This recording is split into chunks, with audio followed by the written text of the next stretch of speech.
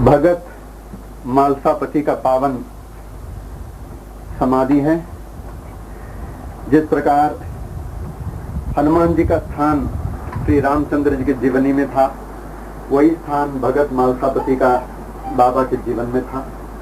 बाबा के अंतरंग भक्तों में थे, जो पूरे सरेंडर होकर के घर छोड़कर द्वारका माई में लेटे रहते थे। बाबा के साथ बाबा की बहुत सेवा करते थे। दिन भर बाबा के साथ ही, रात भर बाबा के साथ ही ये रहते थे। अब बाबा का इनसे बड़ा प्रेम था। एक घटना हुई एक बार, क्योंकि मस्जिद में दो ही लोगों को रहने के लिए अनुमति थी। ये कोई बात नहीं, दो ही लोगों के लिए अनुमति थी। एक तात्या पाटिल, दूसरे भगत मालसापति। अब बाबा इन लोगों को बहुत जास्ती चाहते थे, तो बाबा ने कहा, भगत तेरे घर में जो है पुत्र रत्न होगा, फिक्र मत कर। तो बाबा के कहने के मुताबिक एक जन्माष्टमी के दिन इनको पुत्र लाभ हुआ, जो मार्तांड कहते हैं, जो अभी वो ब्रह्मलीन हो गए, वो भी जो हम लोग को यहाँ अक्सर मिलते थे। तो ये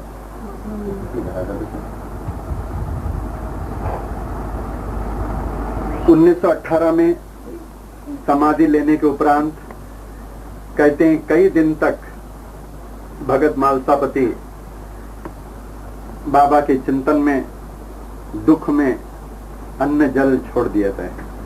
और 4 साल के बाद 1922 में भगत मालसापति ने समाधि ले लिया। और ये जो खंडोबा का मंदिर आप लोगों को दिखाया, उस मंदिर के पुजारी थे, वहीं पूजा करते थे। तो यहाँ आज इसलिए ये महत्व है कि उनका ये समाधि आप देख रहे हैं, और साथ ही साथ बाबा के दिव्य 2-3 चीजें हैं यहाँ। एक बाबा के पहना हुआ कफनी, जो बाबा ने मालसापति को दिया, नहीं लगाए बस। तो इस कफनी को बाबा ने भगत मालसापति को दिया, जो संभाल करके रखा है। तो इसमें बहुत वाइब्रेशन है, इसका दर्शन करना ही बड़ा ही लाभदायक है। तो बाबा का पहना हुआ कफनी यही जेब में हाथ डाल डाल के जो भी देते रहते थे, वो खत्म नहीं होता था।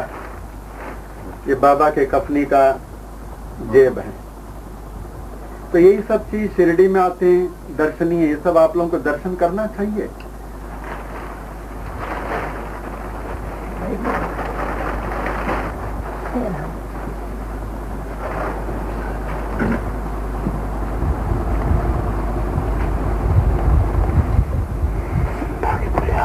इस प्रकार जो भी प्रेमी शिरडी आते हैं, तो आप खुद ही समझ सकते हैं इस स्थान का कितना महत्व है, जहाँ बाबा की कफनी, छड़ी और रुपए, पादुका, ये सब दर्शन करने योग्य है।